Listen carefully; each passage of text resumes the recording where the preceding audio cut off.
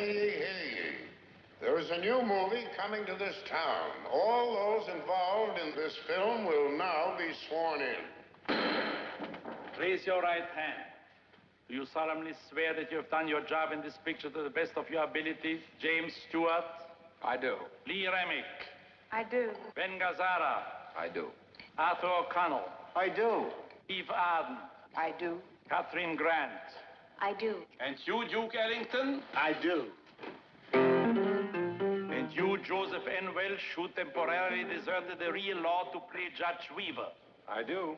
This is highly irregular. Irregular, John? Didn't you approve the screenplay by Wendell Mays? Yes? Didn't you, when I came up here, suggest that we shoot here in this courtroom, and didn't you yourself suggest every single location for the film, including your own house, that you were kind enough to lend us? Well, that's true. And didn't you, being not only a bestseller novelist, but also a justice of the Supreme Court of Michigan, didn't you supervise every single legal detail in the film? Yes, Otto, but you don't have a jury. Oh, that, you see, John, our jury is not just 12 men and women in a box. Our judge and jury sits out there, millions and millions of people in the theaters.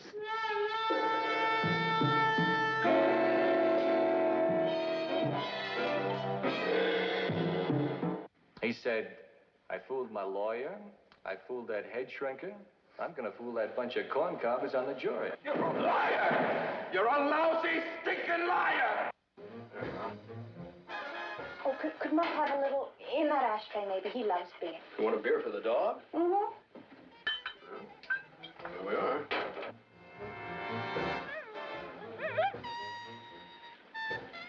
He'll go to sleep now. Oh, it's common knowledge in Thunder Bay you were living with Quill? It's not true. Barney Quill was... Was what, Miss Pallant? Barney Quill was what, Miss Pallant?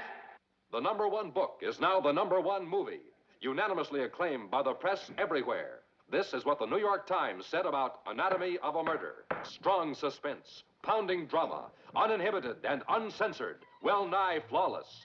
Now, until this trial's over, you're going to be a meek little housewife with horn-rimmed spectacles.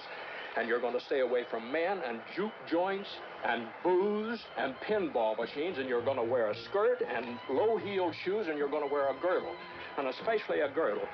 Why wouldn't I be legally justified in killing the man who raped my wife? Time element. Now, if you'd caught him in the act, the shooting might have been justified, but you didn't catch him in the act. Wow, it's sensational. New York Daily News. One of the most extraordinary films ever made, Los Angeles Times. For those who can stand straight talk, Time magazine. Well, doesn't a woman sort of instinctively know when a fellow's on the make? Oh, sure. But that's only usual with me. With men, I mean. Almost all men, ever since I was a kid. Did you cry out? Did you scream? Didn't seem to be much use out there in the woods. And this is what other critics said.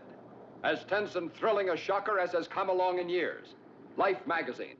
On every count, one of the best films of the year. New York Herald Tribune. Sacco Cinema. Don't miss Anatomy of a Murder. New York Post. The details are as plain spoken in the film as in the book. A trial as tense as the one in the novel. Look magazine. Is that because you know that Barney Quill bathed and changed and cooled off after he raped and beat hell out of this poor woman? Your Honor, everybody in this court is being tried except Frederick Mannion. I must protest... Now listen, this is a cross-examination murder case. It's not a high school debate. What are you and Dancer trying to do? Railroad this soldier into the clink?